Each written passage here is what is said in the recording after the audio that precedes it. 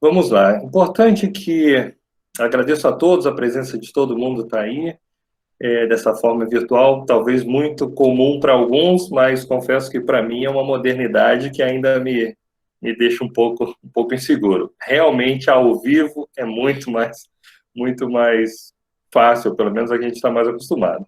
Enfim, o objetivo hoje não será, em hipótese alguma, né, um aspecto comercial, mas vai ser algo muito aplicado, né, uma visão crítica sobre os procedimentos.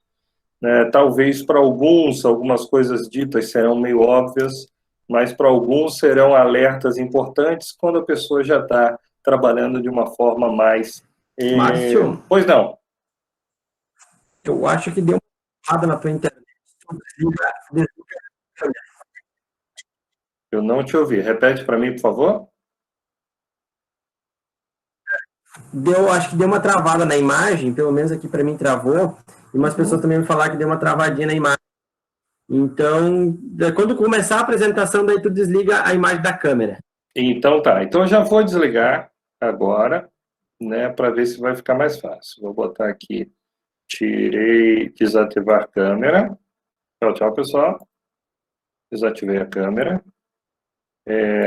Comecei a apresentação. Vamos lá. Veja se vocês me escutam. Você me escuta? Tá perfeito. Então, beleza. Então, vamos assim, de repente, ficar mais leve.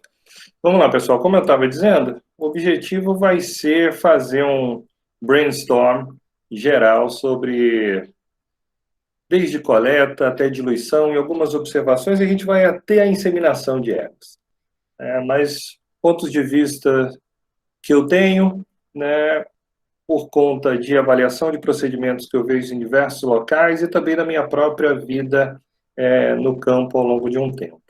Então, acho que não é uma verdade absoluta, mas pelo menos são pontos de vista que eu consigo defendê-los, não somente na forma teórica, mas eu os vi e os pratiquei na vida real, né, enquanto veterinário de campo. Então, vamos lá, dando sequência, vocês me interrompam aí na hora que for necessário, façam perguntas. Gilson, eu não estou vendo as perguntas, então qualquer coisa você me interrompa, ou então a gente faz no final. Pode ficar tranquilo que eu vou anotando aqui as perguntas e no final faço a moderação. Perfeito, então. Deixa eu me ajustando aqui, sem apanhar muito. Pronto. Aqui. Pronto, ponteiro. Isso. Vamos lá. Então, o nosso tema hoje é diluentes e técnicas de diluição de sêmen equino. Eu sou Márcio, né, trabalho há quase 10 anos nessa empresa chamada Minitube, sou consultor técnico comercial lá, e antes disso, né, fiz, como o Gilson falou, meu mestrado, fiz alguns anos, foram 33 áreas, né, trabalhando como prestador de serviço, fazendo assistência, prestando assistência reprodutiva, né, com tudo isso que a gente sabe, de inseminação, de transferência de embrião, tudo isso, até receber o convite da Minitube e ir para Porto Alegre, né, onde eu moro atualmente e trabalho nessa empresa. E algo interessante que eu tive a oportunidade com isso, de visitar diversas áreas que, enquanto na vida de campo não tinha, por diversas questões de tempo, comerciais e tudo mais, né, hoje em dia eu tive acesso a muito mais colegas, né, por não ser um competidor, então isso foi muito interessante para a gente conseguir ver mais diversos pontos de vista, diversas técnicas, diversas inovações, diversas fragilidades, e é isso que a gente vai mergulhar no dia de hoje. Vamos lá, então, meus contatos estão aí, né, aí tem meu e-mail, e meu telefone, que é também de WhatsApp, fiquem à vontade para o que vocês precisarem, né, façam contato, não tem dia de semana, não tem horário, eu estando disponível, eu realmente falo com vocês na hora que for necessário. Só uma brincadeira aqui, para a gente ver que todo mundo começa, né, do começo, brincando assim. Olha aqui, primeiro congresso internacional lá para, sei lá, 99 talvez, né? E depois diversas coisas em Viçosa, os primeiros cursos que a gente ofereceu lá em 2001 de ultrassonografia aqui com a equipe do professor Eduardo Gastal. A professora Melba também está nessa foto aqui, esposa dele, né? Euzinho aqui há muito tempo atrás, muitos quilos atrás também. Aqui, depois, no Dr. Guinter, palpando éguas lá, na Universidade Federal de Viçosa, aqui iniciando a palpação em éguas. Isso aqui, hoje em dia, todo mundo fala muito de aspiração folicular. Curioso que a gente fazia em 2000, aqui 2001, aspiração folicular lá no Dr. Guinter, enfim, TE, coisas assim. E depois a gente vai ficando mais velho, assumindo outras funções e começando a passar para frente, como hoje, algumas experiências que a gente tem, né, em alguns encontros que a vida profissional nos permite. Alguém que eu comprei o livro Xerox, e aqui eu tive a oportunidade, depois de na Colômbia, estar palestrando ao lado dele, o professor McKinnon aqui, o Samper, aqui Tom Stout, Charles Love, dando alguns cursos, enfim. A vida profissional, graças a Deus, vai nos levando e abrindo portas que a gente achava que não conseguiria, ou a gente não tinha ideia, e com muita felicidade, consigo isso graças também ao suporte da Minituba, a empresa na qual eu trabalho, e, enfim, seguindo sempre em frente, inovando e tentando melhorar. Pessoal, antes de falarmos sobre diluentes, diluição e coisas assim, é importante falarmos, ou melhor, darmos uma sacudida no que a gente quer da vida. O que nós queremos ser como profissionais? Qual é o nosso objetivo? Se o teu objetivo é ficar na média e achar que isso tá bom, beleza, a gente não tem muito mais o que falar. Mas se o seu objetivo é melhorar, então vamos nessa reflexão aqui. Seguinte, toda vez que você acha que você está na média e que você está bem, e você está tirando onda porque o seu resultado está melhor do que o cara que está abaixo de você, lembra que se você está na média, média significa que você está, obviamente, no meio. Ou seja, tem gente pior que você, mas tem gente com índices e resultados acima dos seus. Ou seja, muda o seu foco e ao invés de você ficar se vangloriando por estar bem aqui, começa a se sacudir, a ficar chateado porque tem gente que consegue melhor do que você. Ou seja, que isso te sirva de estímulo para você crescer, para você melhorar e para você inovar cada vez mais, alcançando índices que você ainda não alcançou. Para você passar a ser referência, não outra pessoa, e você ficar na média feliz. Uma frase de um profissional que eu admiro muito, num evento que ele deu palestra, um evento chamado Embracrio, que nós realizamos no Rio Grande do Sul, de 2 em 2 anos. Ano que vem terá novamente, em função do adiamento pela Covid. Dr. Valdemar veio ao Embracrio e disse o seguinte. Dr. Valdemar, o chefe do Rancho das Américas, disse o seguinte: quando o veterinário parar de fazer embriões e começar a fazer dinheiro, ele entenderá o significado de índices, riscos, lucratividade e profissionalismo. Porque muitas vezes você tem o veterinário falando, eu empreendei 100 éguas. Tá, mas com quantas tentativas? A qual custo? Ou seja, se você não souber isso, fica difícil. E ainda, vamos melhorar nossas técnicas, vamos parar de trabalhar de forma harder, ou seja, de forma difícil, e vamos trabalhar de forma inteligente. Sejamos mais assertivos para evitar o retrabalho, o regasto, tempo a mais, suor a mais e etc. Ou seja, sermos mais precisos em tudo que nós fazemos. A realidade do mercado é a seguinte: muita competição, quanto maior a competição, menor a valorização, e você tem que se destacar, sendo diferente, pensando fora da caixa, se destacando nesse meio.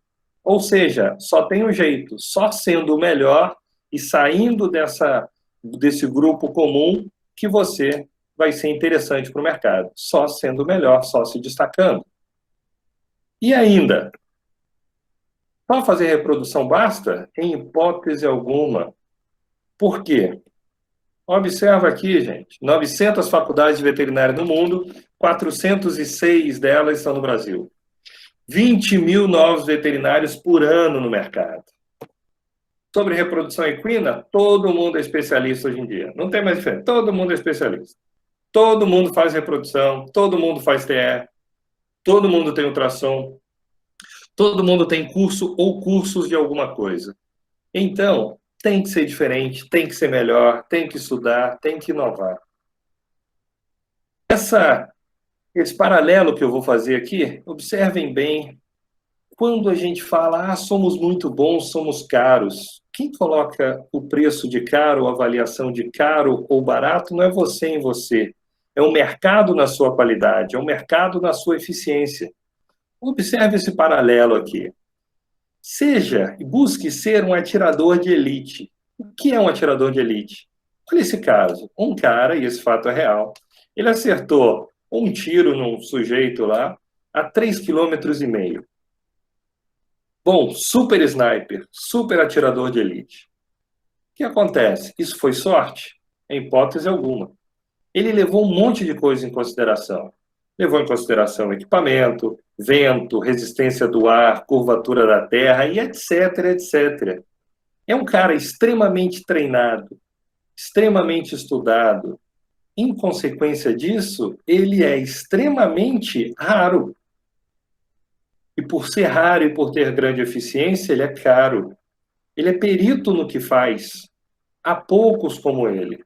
Sendo assim, ele é extremamente disputado. Nós precisamos focar nosso dia a dia para sermos como ele. Um profissional único, especialista no que fazemos, né, que alcança, um profissional que alcança índices que ninguém mais alcança. Aí sim, o mercado vai buscar a gente. Mas isso só vem com material adequado, muito treino e muito estudo. Isso não cai do céu.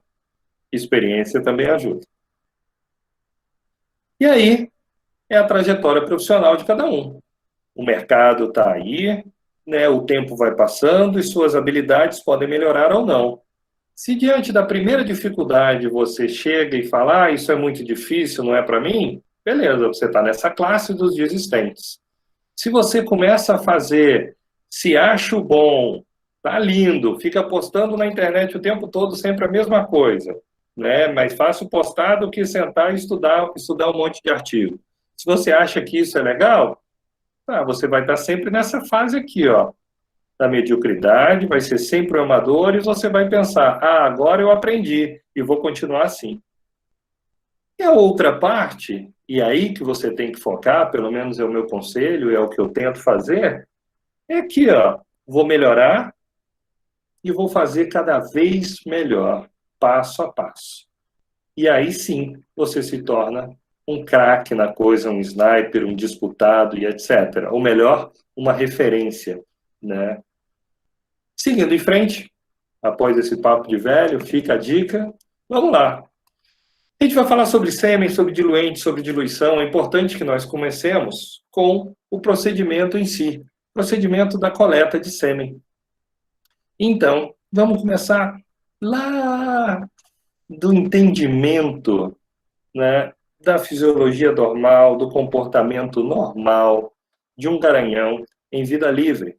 Observe aqui um garanhão, diversas éguas e potrinho, e ele no seu comportamento normal, chegando, mostrando interesse por uma égua, apartando essa égua do harém.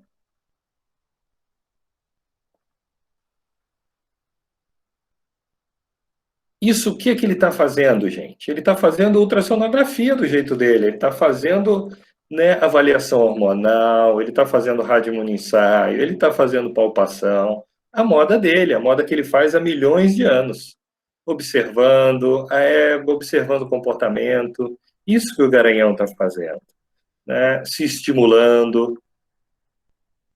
Isso tudo, ele é lento, ele é isso e aquilo, em hipótese alguma. É a fisiologia do garanhão. Ele está observando tudo isso como ele faz há milhões de anos para melhorar. Melhorar sua eficiência, reduzir os riscos de coice e acidentes, Se você achar que são máquinas, você está errado desde o início. Então, desde a coleta você vai estar errado e tudo que a gente vai falar para frente vai dar errado. Observem aí, ele foi, pensamento até que já não conseguiu. Só que ele sabe, de tanto que ele já está pronto, já está armado, ele já sabe que é um comportamento normal também da égua fazer esse charme, faz parte da corte, até que ela permite que ele realize a monta. Precisamos entender isso tudo no momento que a gente vai coletar, no momento que a gente vai trabalhar com qualquer situação que envolve um garanhão. Até que ele termina, bem apoiado, olha a postura dele, segurando na crina, com calma, sem agressão. E observem que quem sai de baixo é a égua, não é o garanhão que afasta. Próximo vídeo. Mesma situação, em vida livre, só que aqui num curral, né? Não são animais do mesmo formato, mas ninguém cabresteado aqui. Observem da mesma forma que está acontecendo.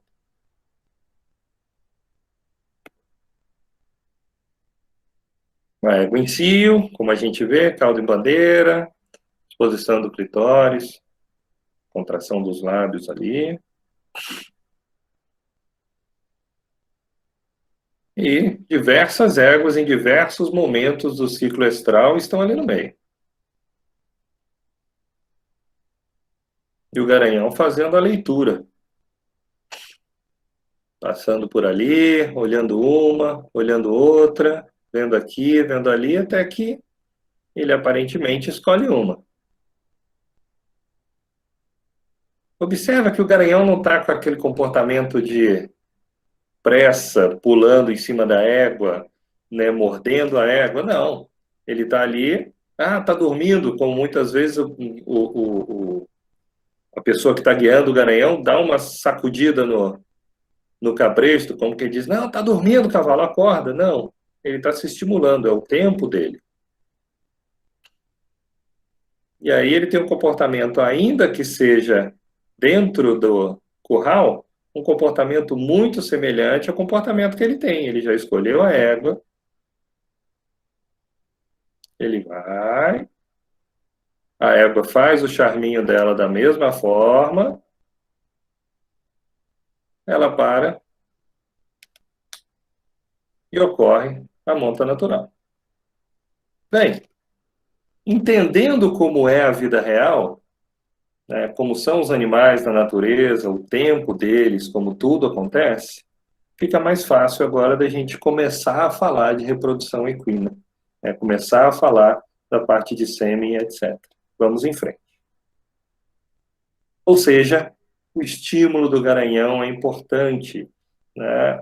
A professora Sue McDowell fala muito disso, do comportamento de garanhões. Existem garanhões mais lentos, garanhões mais afoitos, mas que isso tudo é importante, é característica individual e é importante ser respeitado. Né? Por quê? Porque isso vai influenciar diretamente no número de montas, na qualidade espermática, na quantidade de plasma seminal, na quantidade de gel, né, em coletas futuras. Ou seja, o garanhão precisa fazer a corte e cada um tem o seu modo, cada um tem seu jeito. E é importante que nós tenhamos rotina nas coletas, ou seja, sempre o mesmo cabresto, sempre o mesmo local, sempre a mesma pessoa guiando, sempre o mesmo local que vai fazer higienização do pênis, tudo igual, para que ele seja condicionado a isso.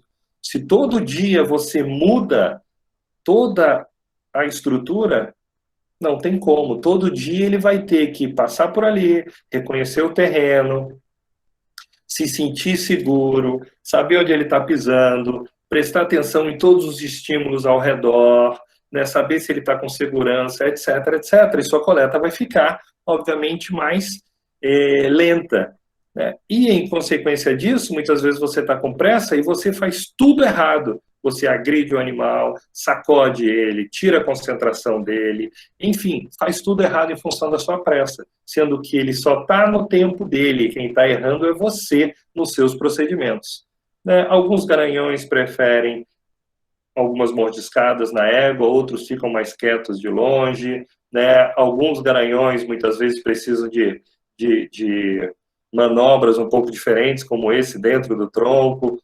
Enfim, você tem que entender, né, cada garanhão, mas o importante é que ele tenha rotina, que seja sempre da mesma forma, porque senão quem vai colher o atraso e quem vai sempre piorar mais a situação é você, veterinário, e sua rotina vai ficar um caos, né? Quando você tem diversos cavalos para coletar, enfim, na nossa vida real é bem complicado quando a gente tem um garanhão lento, né? E se ele é lento e traumatizado e inseguro, muito pior. Mas o erro não é dele, o erro é seu, doutor veterinário. Vagina artificial, extremamente importante, né? Os modelos que principalmente existem mundialmente, modelo Hanover, modelo Colorado, né? Modelo Hanover um pouco mais macia, modelo Colorado bastante pesada, e a vagina artificial preferencial mundialmente falando, né, e por garanhões também, é a vagina Missouri. Faço aqui uma observação que muita gente fala, prefiro uma vagina feita de PVC, ou uma vagina outra mais barato, porque é mais barata, né? Pessoal, para fazer conta. Primeira pergunta é, segurança é cara? Ou seja, um garanhão nervoso, irritado, com risco dele se machucar e machucar você, isso tem custo, né? Será que vale a pena você economizar quando a gente está falando de segurança? Vale a pena você economizar quando a gente está falando de qualidade espermática, trauma ou não, o melhor condicionamento do garanhão? Né? Faz as contas, quantas coletas de sêmen você precisa fazer para enviar, para você pagar uma vagina artificial que vai te durar, se você souber usar, 2 anos, 3 anos, enfim, depende. Quantos riscos você livrou disso? Então, é melhor você pagar bem por um material adequado, né, do que depois você gastar com plano de saúde ou com auxílio emergencial. Bem, a Missouri, por que é melhor? E eu sou absolutamente fã.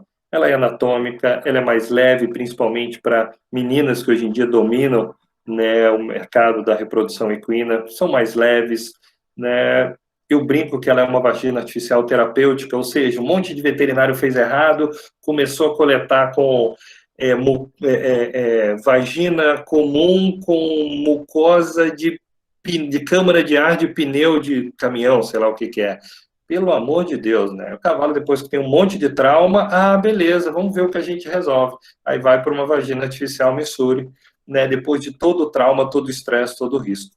Então, não, pelo conforto do veterinário, pelo conforto do garanhão e pela segurança do veterinário, por favor, não.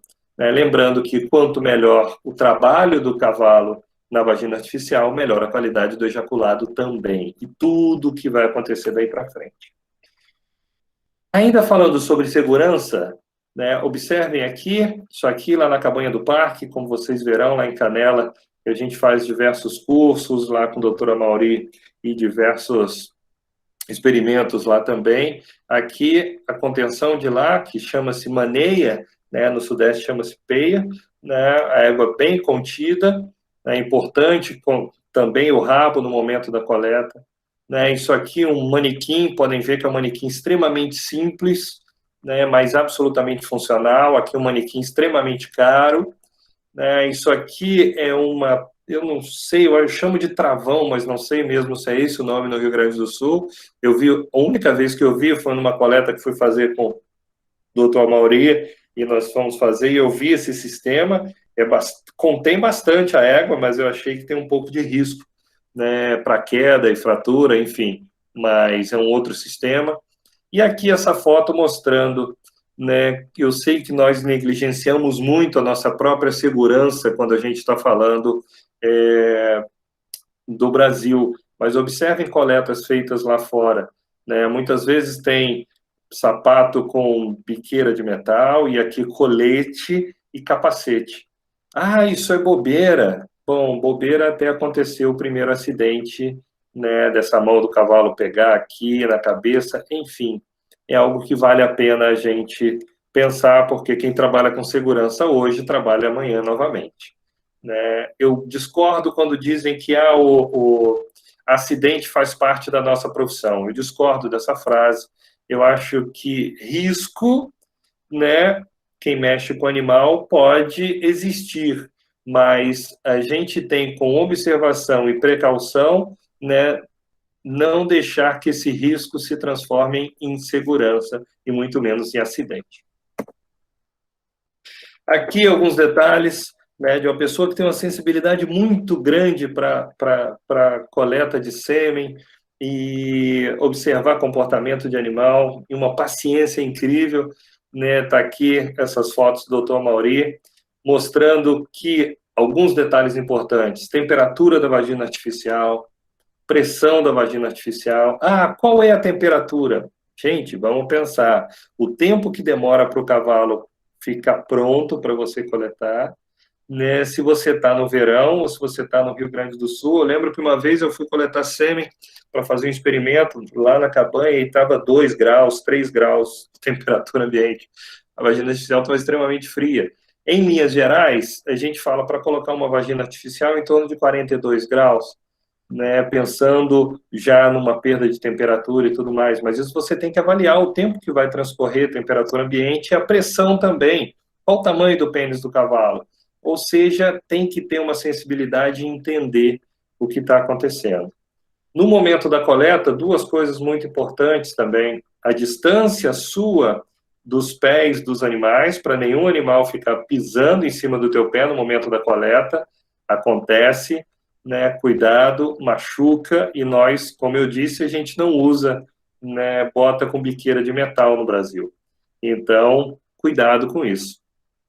Outra coisa, observem a mão aqui, doutor Mauri, a mão esquerda na base do pênis do garanhão, né, sentindo as contrações no momento da ejaculação. Por quê? Nesse ângulo que você está, você não consegue visualizar muito bem os movimentos de cauda, muito menos os movimentos de pedalada do animal. Então, você tem que estar sentindo se o animal ejaculou, se não ejaculou, de forma correta e precisa, né, com a mão na base do pênis. Outra coisa, no momento de retirada, ou seja, alguns animais descem mais rápido, outros não. Mas lembrando que logo depois que ele começa a ejacular, ou que ele acaba de ejacular, você deve inclinar a vagina artificial assim, para que o sêmen venha direto para o copo coletor. O sêmen não foi feito para ser ejaculado, né? A vagina artificial não foi feita para o sêmen ser ejaculado dentro dela. O pênis tem que estar em todo o corpo da vagina artificial e ser ejaculado diretamente na saída, né, e vir para cá. Por quê? O sêmen não está pronto, né, e não é indicado que ele chegue e tenha contato com uma temperatura de 40 e tantos graus, enfim, da temperatura que você colocou. Não é interessante, ou seja, ele tem que vir para baixo completamente. Ou seja, conjunto de erros: colocou uma vagina artificial com muita pressão e muito quente. O pênis do cavalo não vai até o final, só vai até a metade. Ele vai ejacular aqui na metade, né? Se ele tiver uma libido boa, vai ejacular aqui na metade. Você vai ter o sêmen passando por todo esse momento, cozinhando aqui para chegar lá. Começou desde a coleta a comprometer todo o seu resultado lá para frente. Detalhes extremamente importantes que precisam ser observados, ou seja, comprimento de vagina artificial, pressão, tudo isso é relevante. Aqui, observe o tamanho do garanhão, observe a minúscula sala de coleta e observem como tudo dá absolutamente certo. Em função de quê? Em função de um bom treinamento, trabalhando com segurança, dá tudo muito certinho. Imagina um animal louco, a gente em risco numa situação dessa. É morte certa. Observem que condicionamento maravilhoso desse animal. Olha o tamaninho da sala. A água contida. Olha o tamanho desse cavalo. Não tem para onde correr se o animal ficar louco. Ou seja, tem que ter muita confiança mesmo, muita segurança, muito condicionamento, muito treinamento. Ele está pronto.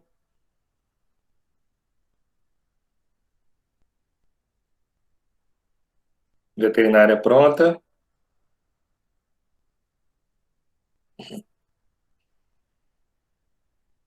Olha que garanhão tranquilo. Montou.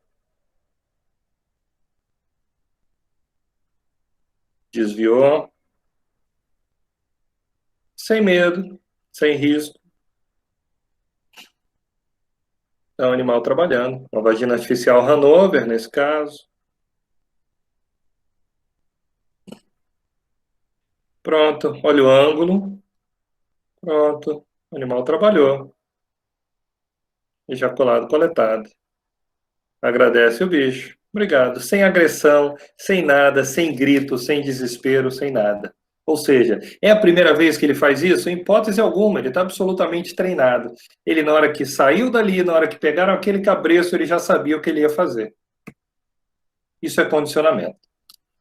Seguindo para frente no nosso papo, outra coisa, lubrificação da vagina artificial. Até quando a gente vai continuar fazendo isso? Por favor. Né, tá aqui, né, exemplos, tá aqui um artigo de 2002, né, da equipe da Sue McDonald mostrando isso, né, e tem um outro trabalho mais recente também aqui embaixo, como vocês podem ver a referência, né, mostrando exatamente a mesma coisa, né, não é KY, não é Priority Care, não é nenhum diluente que deve ser usado, nenhum lubrificante deve ser usado. Todos eles têm algum grau de dano espermático, né, por alteração de pH ou qualquer outra coisa. Não é isso, não é vaselina, não é, sei lá, nitrofurazona, já vi utilizando no passado. Enfim, não, não. Né? Preferencialmente, se você estiver usando uma vagina artificial Missuri, ela é pronta e feita para ejacular direto na mucosa. Se você estiver usando uma mucosa plástica, usa uma mucosa boa, não aquele troço que parece um plástico grosso de sacola de supermercado. Por favor, lembra da sensibilidade do animal. Se tudo isso estiver certo, você não precisa expor a mais risco o sêmen utilizando artifícios para aquele ambiente ruim que você montou, para que aquele ambiente fique um pouco menos pior, vamos falar assim, né, utilizando um artifício que vai pôr mais em risco ainda o sêmen. Ah, mas eu uso só um pouquinho. Qual é o pouquinho que é seguro? Você precisa se expor a esse risco? Então, essa é a questão. Depois que coleta, você vai filtrar o sêmen para tirar partículas, para tirar sujeira, para tirar gel. Ok, qual filtro você vai utilizar? Eu sou muito contra a utilização do filtro de nylon. Observe que o filtro de nylon, nos Estados Unidos ou em outros países, ele é de nylon, muito bonitinho, funciona e é descartável. No Brasil, isso aqui, você vai utilizar esses 3 aqui a estação inteira para quantos cavalos você puder. E quantas vezes você vai pegar ele, botar o gel ali, vai fazer um monte de coisa e vai lembrar, se foi na segunda, você só vai lembrar na quarta-feira que você deixou ele ali, ele está meio verde, meio sujo, você vai lavar ele todo cheio de sujeira e vai utilizar ele em algum outro dia. Ou seja, você já começa a contaminação do sêmen desde o início. Né? Não, gente, por favor. Né? Mas eu lavo. Mas você não pode botar em autoclave, você não pode fazer nada, ele é higienizado. Eu vou usar um detergente, alguma coisa. Vai ficar resíduo? Será que não vai? Porque se ficar, você está prejudicando o sêmen igual. Né? Além de ser um trabalho extra. Faz sentido? Sinceramente, não. Por que você não usa filtro descartável? Né? Pronto, usou uma vez, jogou fora. Acabou. Vira a página. Faz conta, põe no seu serviço, inclui isso, cobra direito. Acabou. Menos risco, maior qualidade, menos retrabalho. Outro detalhe. Observe os filtros, os tubos aqui. Olha no fundo do tubo, gente. Existe espermatozoide dessa cor? Não, né, gente? Isso é barro, é terra, é sujeira, é veterinário porco trabalhando, né? Não pode, gente, não pode. Higienizar o pênis do cavalo, lavar o pênis do cavalo. É muito importante fazer isso. Porque se você não fizer, você vai ter isso aqui, ó. Contaminação por terra e, consequentemente, contaminação por bactéria e tudo mais. Higienização, né? Algumas vezes eu vou em alguns áreas, o pessoal fala, nossa, cuidado, a gente nunca fez isso, ele é muito bravo. Não existiu nenhuma vez até hoje que eu tenha ido em algum área que esse tal cavalo bravo eu não tenha conseguido fazer a higienização do pênis. Ou seja, é uma questão de condicionamento. Então você olha que a pessoa não tentou direito. Tá? Vamos fazer. Por quê? Observe esse trabalho aqui, né, mostrando, isso aqui é de sêmen suíno, propositalmente, porque a condição de higiene das granjas de suíno é muito melhor do que as nossas, né, do que os nossos garanhões soltos, né, digo, granjas tecnificadas, obviamente. Observem aqui, sem fazer higienização do pênis, 18.000 UFC. Fazendo a higienização, 490. Isso tudo, né, se está no ejaculado, vai para a dose, vai para o útero da égua, enfim, comprometendo o quê? A longevidade dessa dose, a motilidade da dose, contaminação da doadora. Lembrando que o diluente que está no sêmen, ou melhor, o antibiótico que está no diluente, ele está ali não para tratar o sêmen que você coletou mal e porcamente, para proteger de uma eventual contaminação para garantir uma longevidade. A interpretação é muito errada disso.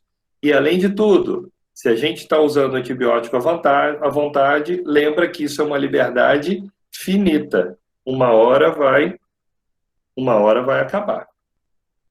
Vamos ficar esperto na utilização de sêmen contaminado e de antibióticos, por favor. Qualquer coisa, se der algum problema aí, Gilson, alguma coisa de áudio, etc., me avisa, né? Vou tocando aqui. Tudo ok, tudo certo. Perfeito.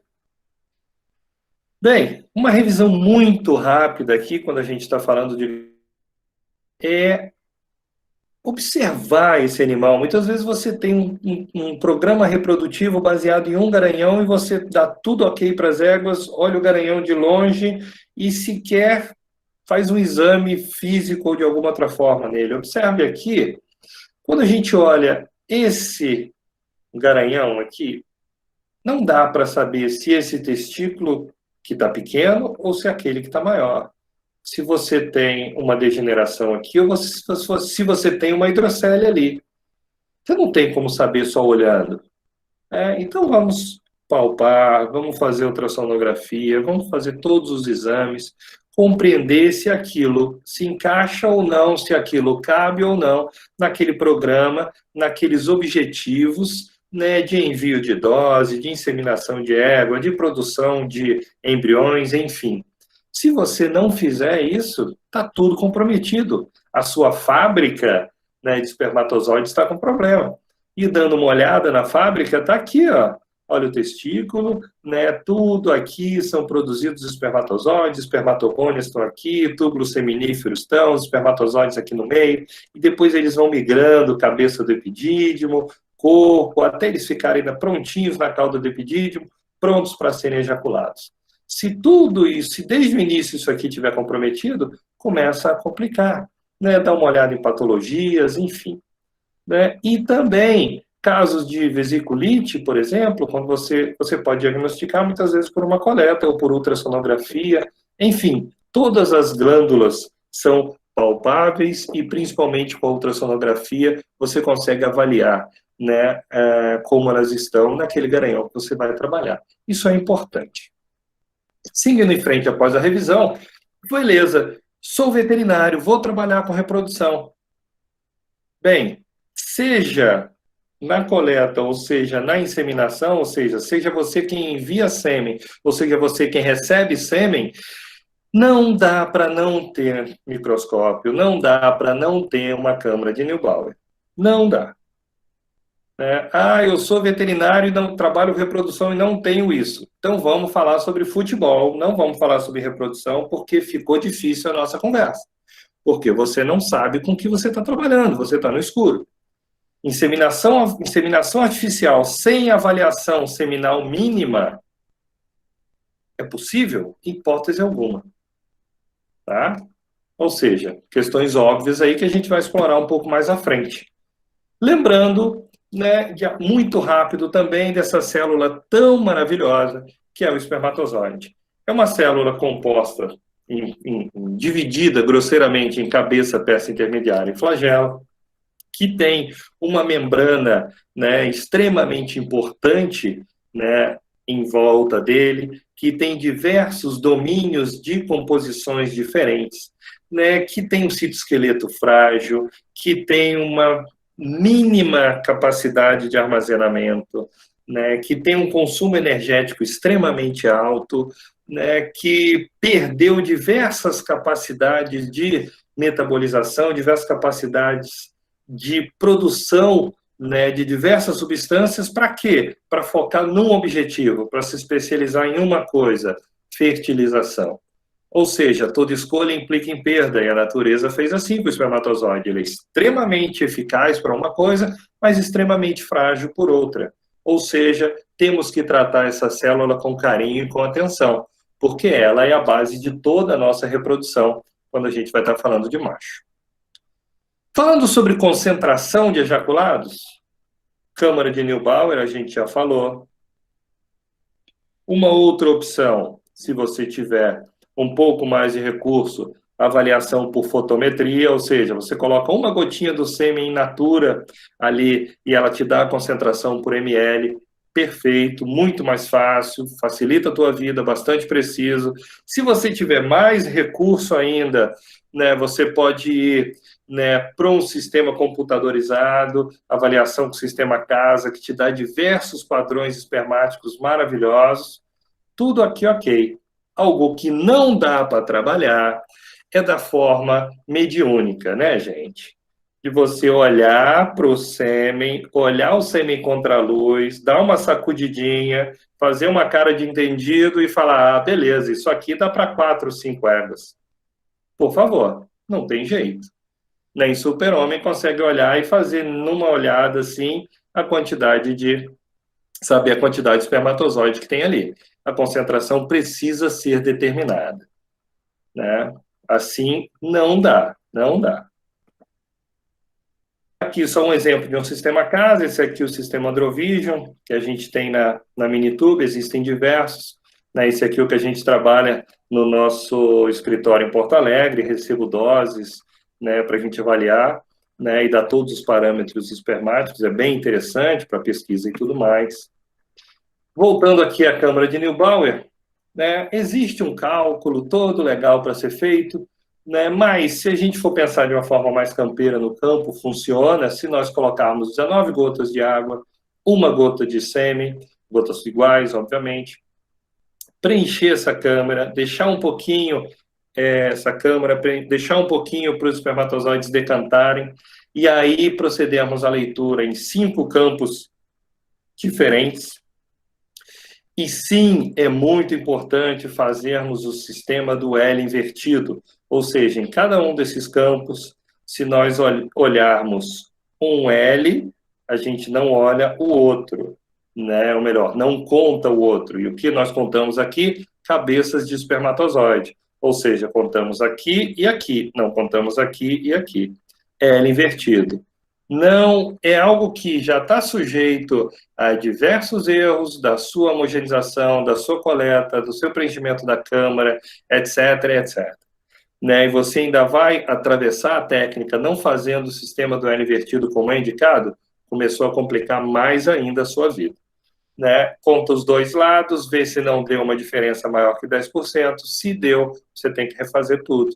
Faz a média dos dois lados. É algo muito importante, muito simples e muito rápido depois que você pega a prática, né? E muito preciso se você fizer direito, para você saber a quantidade de espermatozoides por ml. Outra coisa fácil da gente fazer também é morfologia. Diversas coisas. Pode usar coloração panótico, rosa bengala, né, hematoxilina eosina, diversas. A escolha é sua. Né, ou até em câmara úmida, se você, amostra úmida, se você tiver um espermatozoide, um microscópio de qualidade. Né, e aí, né, tem um trabalho muito bom do Brito, né, um atlas muito bom, depois eu mando para vocês, eu não coloquei aqui a referência, do Brito, muito bom sobre morfologia, excelente atlas. E o que a gente quer, na verdade, quando a gente avalia isso, é dar uma olhada na fertilidade, né? Saber se a gente pode contar ou não com aquele espermatozoide para a função dele. Aqui, espermatozoides com a cauda fortemente dobrada, aqui uma gota fez o espermatozoide dobrar, né? Aqui uma cauda dobrada aqui também, enfim, coisas que a gente tem que observar para saber se a gente pode contar com aquilo ou não. E aqui só uma brincadeira, observando que nós temos aqui 4 espermatozoides. Né? E se nós fôssemos considerar a nossa população como 100% desses espermatozoides, nós teríamos aqui um espermatozoide sem cabeça, ou seja, né, 25% da nossa possível fertilidade já foi embora, né, um espermatozoide aqui sem acrossoma, ou seja, mais 25%, 50% da nossa fertilidade foi embora. Se formos considerar aqui um que vai ser muito prejudicado quanto ao movimento progressivo, né, por conta dessa gota que fez ele se dobrar, nós temos aqui 70% da nossa fertilidade indo embora, pensando assim, nessa brincadeira, e aqui um espermatozoide íntegro até a página 2, que ele tem uma gotinha também. Ou seja, é possível que isso aqui esteja revelando alguns outros problemas de maturação dele em algum ponto. Ou seja, é possível que tenhamos 4 espermatozoides, ou uma população de 100%, ainda que tenhamos alguns espermatozoides aparentemente bons, mas que sejam absolutamente inférteis. Né? Ou seja, só a motilidade não é um parâmetro absoluto para batermos o martelo quanto à fertilidade. Avaliação de membrana, que a gente pode fazer no campo muito fácil, testes hiposmótico muito fácil, né, teste supravital, hematoxilina, eosina, nigrosina, muito fácil, né, no hiposmótico, células boas, né, após 30 minutos no banho-maria, numa água destilada, eles começam a ficar tortinhos assim, então os que estão tortos estão bons, e quando a gente tem um exame supravital, a eosina penetra nas células com membrana lesada. Então, a gente tem todo mundo que está branco, né, como sendo células boas. Né? Ou seja, avaliações que dá para a gente fazer no campo. E aí começam coisas que a gente não tem acesso no campo, para saber que, ainda que façamos muito, faremos pouco. Estaremos sendo incompletos. Observem aqui, fluorescência a gente tem como fazer no campo? Não. Se tivéssemos, poderíamos avaliar, né, poderíamos avaliar acrossoma, poderíamos avaliar membranas de outra forma, atividade mitocondrial, cromatina, né, fragmentação de DNA, ou seja, diversas coisas. O que eu digo é, precisamos trabalhar bem com sêmen no campo, porque ainda trabalhando dentro de todas as nossas possibilidades, estaremos fazendo uma avaliação medíocre ali. Mas, se não fizermos nem isso, o risco está sendo gigantesco. Né? Ou seja, precisamos trabalhar de forma melhor para assegurarmos nossos índices lá na frente. Aqui, um trabalho muito legal da Zamira, do Dr. Aiken e do Dr. Warner, né, mostrando, né, que fertilidade é uma composição de diversas coisas. Ou seja, por um animal ser fértil, aqui um exemplo que tem 3, 4, 5, 7 percentuais, ou 7 parâmetros que o animal precisa alcançar algo mínimo para ser considerado fértil, ou o espermatozoide precisa para ser considerado fértil. Não adianta se ele passou com nota 10 em um deles. né, desses 7. Se apenas um deles estiver ruim, a fertilidade é comprometida. Ou seja, tudo isso precisa ser avaliado, né? Mostrando que fertilidade é algo bem mais complexo do que simplesmente o espermatozoide estar ali se mexendo. A conclusão geral dessa parte é que precisamos trabalhar melhor e precisamos trabalhar da melhor maneira que nos for possível, sabendo que quanto melhor trabalharmos, quanto melhor avaliarmos, melhor será a segurança da nossa rotina, melhor poderá ser o nosso desempenho. Essa é a visão geral. Só olhar com o sêmen contra a luz não resolve, gente. Ok, vamos para uma próxima parte falando da diluição. Eu não gosto de chamar diluição de diluição, né, nem diluente de diluente. Mas eu vou falar isso diversas vezes porque é a linguagem comum. Eu prefiro chamar o diluente de extensor. Porque qual é a função dele? Ele faz uma extensão da vida espermática, né? E diluição, se fosse só diluir, a gente pode diluir com água, a gente pode diluir com guaraná, com querosene, com qualquer líquido, vai diluir aquele ejaculado. E o nosso objetivo não é diluir apenas, nosso objetivo é diluir e manter aquela vida espermática mais longa, né? Ou seja, né, algumas coisas precisam ter nesse, entre aspas, diluente para que ele estenda a vida espermática. Precisa ter qualidade de nutrição para aquela célula espermática, uma osmolaridade adequada, um pH adequado, né? E configurar, né, ou melhor, conferir um bom ambiente para aquele metabolismo espermático. Independente se ele vai ser mantido a 15 graus, a 5 graus, ou até congelado ou fresco, né? Ou seja, tudo isso tem que estar ok para que a vida espermática seja prolongada. A quantidade, né, disso, a proporção disso, ou desse extensor para a quantidade de célula que está ali, obviamente vai ser importante, porque vai demonstrar a quantidade de nutrição disponível para aquelas células, a capacidade da solução tampão em manter aquele pH adequado, né? A alteração daquele pH vai alterar diversas coisas metabólicas, de membrana, enfim, osmolaridade inclusive. Ou seja, precisa ser conhecida essa diluição. Não dá para fazer, entre aspas, olho por cento. Ou seja, precisamos fazer o cálculo da concentração. O que você vai usar? Vai usar Neubauer? Vai usar fotômetro? Vai usar casa? Vai usar núcleo counter? Enfim, não importa. Eu preciso que você saiba a concentração. E aí você vai saber quantos ml deu ejaculado, percentual de motilidade, e você tem que responder diversas perguntas, né? Quanto que produziu, entre aspas, de sêmen?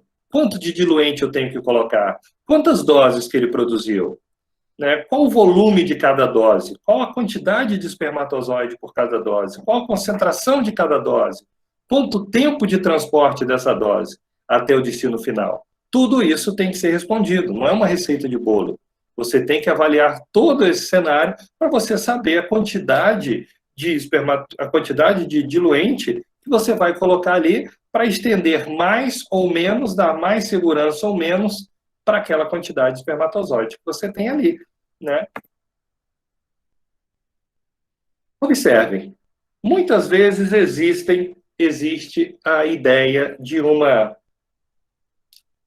diluição em taxa fixa. O que eu quero dizer? Diluição 1 para 1, 2 para 1, 3 para 1 em volume. Eu vou mostrar para vocês agora, no trabalho, no levantamento que a gente fez há uns 6 anos atrás, e o quão isso é errado. Antes disso, vamos dar uma olhada em sêmen do cavalo crioulo. A gente avaliou 1.402 ejaculados de cavalo crioulo. E observamos o quê? Que o volume médio desses 1.402 ejaculados foi de 61 ml. A concentração média por ml foi de 157 milhões. E o número total de células foi de 8 bilhões e meio. 8.400 milhões. 8 bi e meio. Ok, esse é o cenário geral. Pegamos esses 1.402 ejaculados e fizemos a simulação de uma diluição em 2:1, ou seja, 2 partes de diluente para 1 parte de sêmen. E, na média, obtivemos o seguinte: é necessário colocar 123 ml. Observe aqui esse pontilhado vermelho, que demonstra exatamente a média. 123 ml de diluente. Ok. Quando a gente diluiu todo mundo nessa simulação 2:1, curiosamente, tivemos uma concentração média de 52 milhões de espermatozoides. Observe que a concentração média. E vai aqui uma informação, preconiza-se desde muitos anos atrás, e a gente vai falar disso mais na frente, né, que exista uma concentração média de 50 milhões de espermatozoides por ml quando você dilui para enviar doses. Mas, na média, deu isso. A gente vai ver quando a gente foge da média. E também, quando, baseado também nessa teoria de 50 milhões por ml, muito se derivou que a dose inseminante de equinos era de 20 ml. Por quê? 20 ml a 50 milhões por ml, você tem uma dose total de 1 bilhão. Então, muita gente ainda pensa que a dose inseminante é de 20 ml. Né? E não faz o menor sentido isso mais há muito tempo. Mas, curiosamente, se nós pegarmos 20 ml dessa simulação 2:1, nesses 20 ml eu vou ter um total de 1.050, né? 1 bi de espermatozoides totais em 20 ml. Só que isso é média. E a média vai complicar a gente muito. Olha aqui. Especificamente, quanto de diluente adicionar? A gente viu que a média deu 123. Beleza, então vou pegar todos os ejaculados e vou botar 123 ml. Apenas em 16% dos ejaculados eu acerto, se eu colocar entre 100 e 123. Eu deveria colocar mais em 36%. E deveria colocar menos em 47%. Ou seja, a adição da média 2:1, né, a utilização de 100 a 123 ml de diluente, apesar de ser a média resultante da diluição por volume, não pode ser um padrão aplicável, e apenas por acertar em apenas 16% dos ejaculados. Vamos lá. Qual é a concentração espermática por ml? Vimos que a média deu 50 milhões. No entanto, isso corresponde entre 45 a 55 milhões, apenas 19% desses ejaculados. 47% dos ejaculados, a média, a concentração está acima de 55. O que isso significa? Muita célula por ml. Capacidade tampão comprometida, capacidade nutricional comprometida, longevidade comprometida. E aqui, até menos mal, 33% tinha uma concentração menor. Dependendo do grau dessa diluição, pode ser pior, mas a situação aqui é mais grave nesse caso. Qual a dose de 20 ml? Já falei sobre o 20 ml, o absurdo que é isso, mas ainda se acredita. Né? Qual a média, qual a dose de 20 ml produzida? A gente viu que a média está aqui, em 1 bi. Em apenas 37% estaria entre 800 e 1 bi e 200. Em 26%, se você vai enviar a dose, você estaria enviando mais do que 1 bilhão. Ou seja, você está subutilizando o cavalo, você está dividindo em menos doses do que poderia se você tiver determinado sua dose como 1 bilhão. E o outro lado também é extremamente grave. Se você pegar 20 ml, em 35%, a sua dose inseminante vai estar aquém de 800 milhões. Ou seja, se você combinou que você vai enviar 1 bilhão e você está enviando aquém disso, você está fugindo do teu acordo, você está fugindo do combinado, você está igualmente errado. Ou seja, fazendo assim, você vai estar acertando somente 37%. E lembra que é um serviço que você cobra a coleta, que você cobra a diluição correta, você cobra o envio. É um serviço extremamente caro, extremamente importante para toda uma cadeia de funcionamento. Né? Uma dose que você está coletando aqui no Rio Grande do Sul pode estar sendo utilizada em Recife, em algum lugar, e pode chegar lá, né, com um preço acima de R$ 1.000 ou de serviço, fora tudo da parte da égua que está sendo preparada, enfim, todo o cenário, por conta de um erro seu, que você não usou uma Neubauer, por exemplo, você pode ser o responsável por todo esse caos, né, e o insucesso do colega lá na frente. Resumindo, então, 2:1 não é legal, né? Longevidade das doses comprometidas, subutilização de garanhões, dose abaixo do combinado e todo o cenário que a gente já viu antes. Ah, não é só o 2:1, é o 3:1, é o 4:1, é o 1:1. Não existe taxa fixa. Você tem que olhar. E existem cavalos na nossa prática que muitas vezes eu tenho a diluição 9:1. Quando ele vem quase sem plasma seminal, vem extremamente concentrado. E alguns cavalos que, poxa, 1:1 é o limite, né? Porque ele já vem muito diluído. Enfim.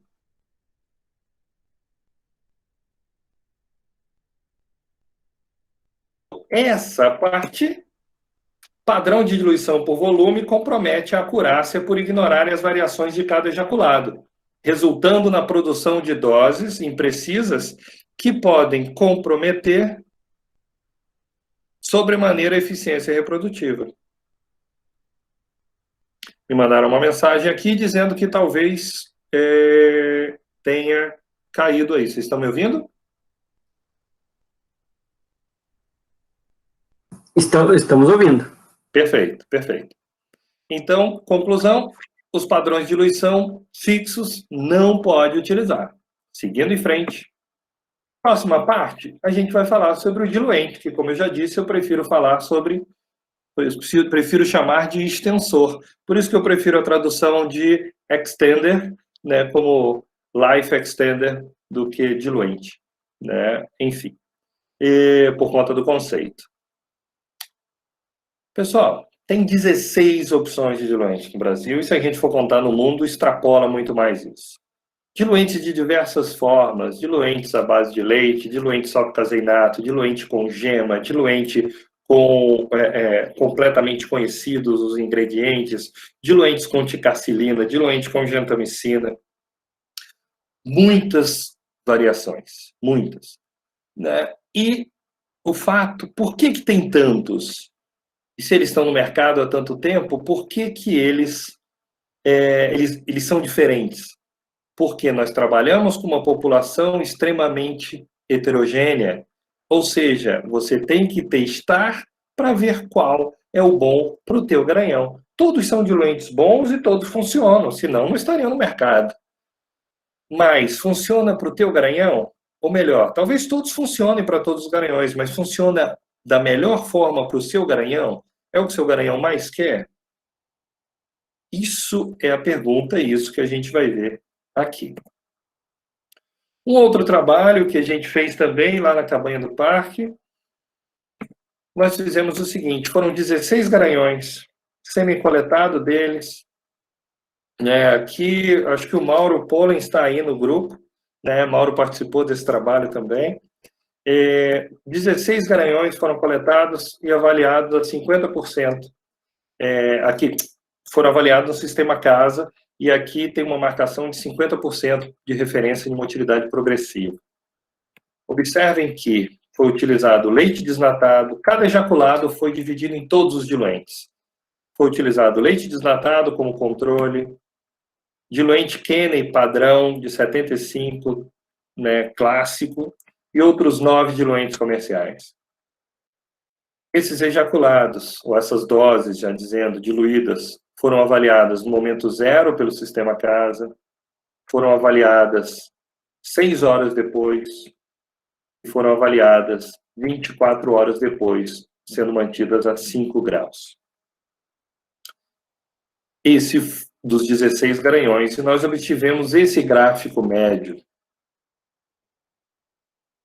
no qual o gráfico médio mostrou o seguinte, que o diluente 4, na média, foi o melhor. O diluente 10, na média, foi o pior. O leite não foi bem, o Kenny não foi bem, e que bom, porque sinal que os diluentes comerciais são melhores do que um mero leite desnatado. E sinal que desde 75 para cá a gente evoluiu na tecnologia, graças a Deus. Ou seja, vou usar leite desnatado que é a mesma coisa. Por favor, né? Não é. Mas isso aqui são dados médios. Mais uma vez, vamos dividir eles aqui, os animais, em 3 grupos. Grupo 1, 2 e 3, segundo Brinsko, que fala o seguinte, que o refrigerador bom é aquele cavalo que ele tem uma motilidade progressiva inicial acima de 50% e 24 horas depois ele perdeu menos de 50%. Os refrigeradores ruins, né, são aqueles que têm uma motilidade inicial acima de 50% e 24 horas depois perderam mais do que 50%. E os ejaculados ruins são aqueles que desde o início já estão ruins mesmo. Aqui a média dos refrigeradores bons, aqui a média dos refrigeradores ruins e aqui a média dos ejaculados ruins. Vamos olhar caso a caso. Refrigeradores bons. Na média dos refrigeradores bons desse experimento, mostrou que, olha, diversos diluentes foram bons. Leite e Kenny se deram mal. Ok. Mas e se a gente for olhar o perfil de cada um garanhão aqui? Pelo menos 3. Garanhão 4, garanhão 11 e garanhão 12. No garanhão 4, né, é importante que eu utilize os diluentes que ele gosta. Né? No garanhão 11, da mesma forma. Porque se eu utilizar o diluente 10, por exemplo, para o garanhão 4, eu tenho até um resultado. Mas se eu utilizar o diluente 10 para o garanhão 12, vai ser um fracasso. Para o 11 também. Ou seja, ele é um refrigerador bom dependendo do diluente que eu utilizar. Ainda, se eu estiver utilizando, né, um diluente 4, por exemplo, que foi o que deu melhor na média, aqui está ótimo e aqui está ótimo. Mas se eu estiver utilizando o diluente 4 aqui, eu poderia utilizar um outro diluente que tem um resultado melhor. Ou seja, né, é importante que a gente veja qual é o diluente ideal. Em geral, esses garanhões aqui são menos seletivos. E é como eu prefiro chamar. Porque diversas opções existem, eles aceitam quase tudo. Ótimo. A coisa se complica quando a gente vai para os diluentes, para os refrigeradores chamados refrigeradores ruins. Porque, na média, está todo mundo muito mal. Então, a gente pensa, meu Deus, não dá para refrigerar esses cavalos. Só que, se formos observar direito, eles são apenas mais seletivos. Observe os dados individuais. Qual é o diluente ideal para o garanhão 3? É o 9. Qual é o diluente ideal para o garanhão 13? É o 4. Qual é o diluente ideal para o garanhão 6? É o 7. Se eu estiver trabalhando com diluente 5 para o garanhão 3, eu vou erroneamente falar que ele é um cavalo que não dá refrigeração. Que ele é um bad cooler, como se chama. Na verdade, quem está sendo bad sou eu como veterinário. Né? Eu não estou trabalhando corretamente, eu não estou fazendo os testes necessários. Da mesma forma, o garanhão 13 ele é extremamente seletivo, extremamente exigente. Ou é o 4, ou ele não gosta de nenhum outro. É ele. O garanhão 6, da mesma forma. Seguindo, então, nesse raciocínio, a gente conclui que ignorar a predileção individual aos diluentes pode implicar em doses com motilidade final baixa e classificação errônea de um garanhão como um produtor inadequado de doses refrigeradas, conforme a gente viu ali.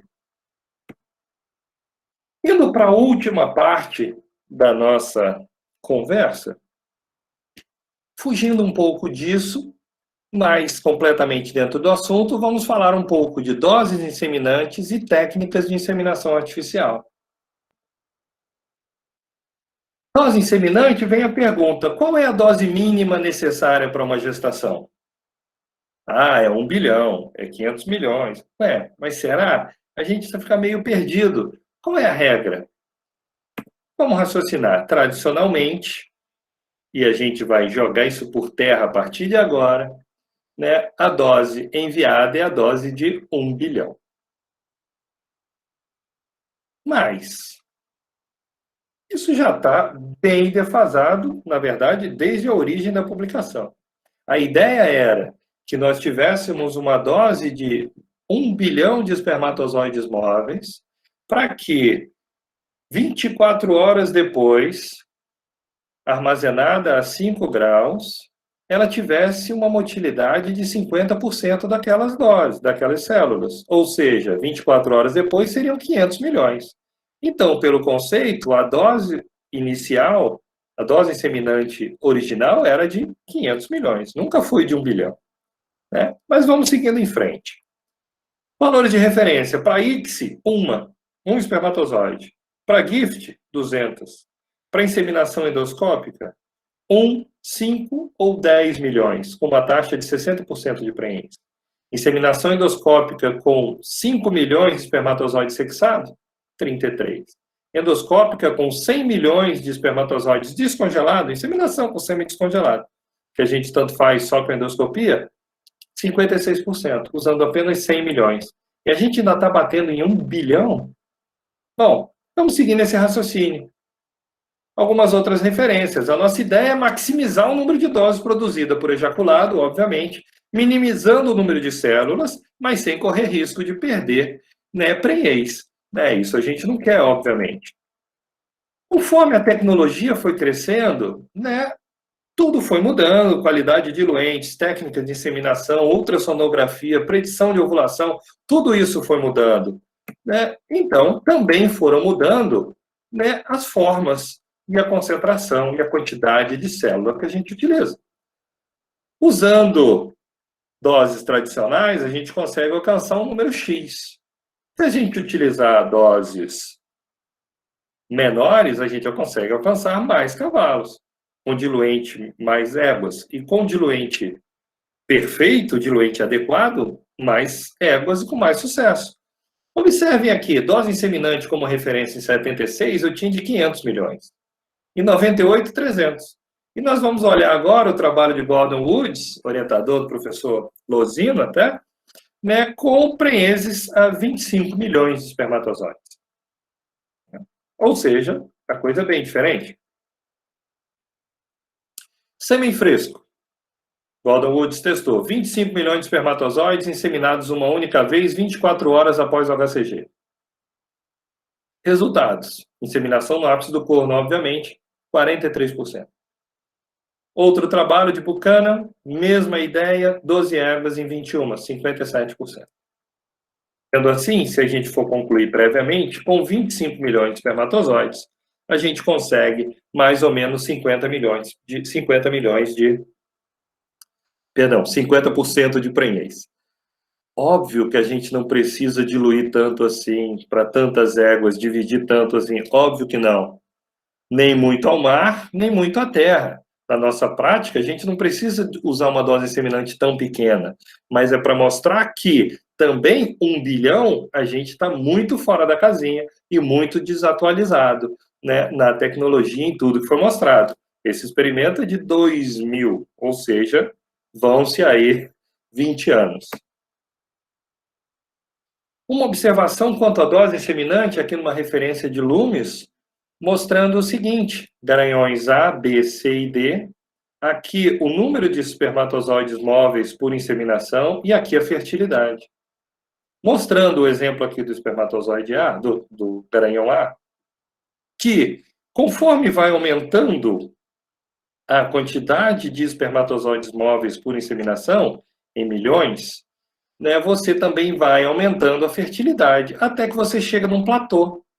Ou seja, nesse cavalo aqui, aproximadamente 100 milhões de espermatozoides é onde ele atinge o máximo da fertilidade dele, que dá mais ou menos aqui 55%. Se você colocar 200 milhões, ou 300 milhões, ou 400 milhões, ou 500 milhões, vai dar a mesma coisa. Não adianta você jogar mais sêmen ali. Na verdade, tende até a cair se a gente for considerar questões das éguas, né? Questões uterinas das éguas que a gente não vai comentar agora. Já desse cavalo B, ele atinge o platô com aproximadamente aqui 300 milhões. Ou seja, nesse cavalo, perfeito.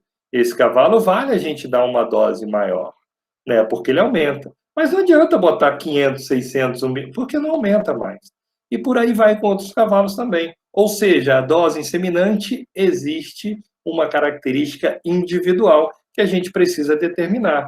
E aí tem toda uma questão, né, de qualidade espermática, de morfologia, de tudo mais que a gente falou anteriormente. Ou seja, avaliar o sêmen é importante e utilizar uma concentração adequada, um diluente adequado e tudo mais. Uma última etapa aqui sobre a forma de inseminar. Né? Quem já fez curso comigo, já me viu falando, eu sou completamente contra, né, a permanência nossa em utilização de inseminação normal, tradicional. Essa fila já andou, né? Essa onda já passou. Né? Nós temos que mudar completamente para inseminação profunda. Inseminação profunda não é uma inseminação feita para sêmen congelado. É uma inseminação feita para se atingir melhores índices de fertilidade. Ponto. Né? Seja com dose menor, seja com sêmen mais frágil, seja com sêmen congelado, enfim, é uma técnica de inseminação mais eficiente. Ponto. Ou seja, vamos partir para ela e nós vamos ver alguns detalhes aqui. Diferença entre as duas pipetas, maior comprimento, extremidade protegida, obviamente, e mais flexível. Ah, mas é mais difícil. Me desculpa, você é médico veterinário. A desculpa de essa técnica simples ser difícil para você que é formado veterinário, escolheu trabalhar com reprodução equina, essa desculpa não te cabe. Você não pode utilizá-la. Isso faz parte do teu pacote de formação, do teu pacote de habilidades técnicas que você precisa dominar. Ponto, acabou. Procedimento muito mais simples, né? Como nada fora do real, né? A gente vai introduzir aqui, passa com a mão, passa através da cervix, o dedo vai servir de guia, não precisa introduzir o dedo tanto assim, cervix vai estar aberta nesse momento, lembra que a água está em cio, introduziu a pipeta e vai fazer, né, a inseminação lá no final, né? Lá na ponta, perto da papila útero-tubárica, obviamente, do lado onde está o folículo. Consiste, então, na deposição do sêmen o mais próximo possível ao ápice do corno, mais próximo daqui, junto à papila útero-tubárica, do mesmo lado onde se encontra o folículo. Está aqui a papila, para quem nunca viu. Está aqui elazinha. Vantagens: maior eficiência reprodutiva. Se é maior a eficiência, você reduz o número de inseminação por gestação.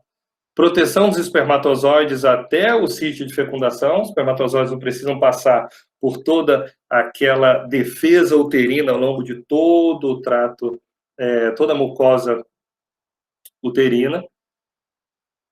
Menor estímulo a reações uterinas da mesma forma, até porque você vai poder utilizar doses menores com isso.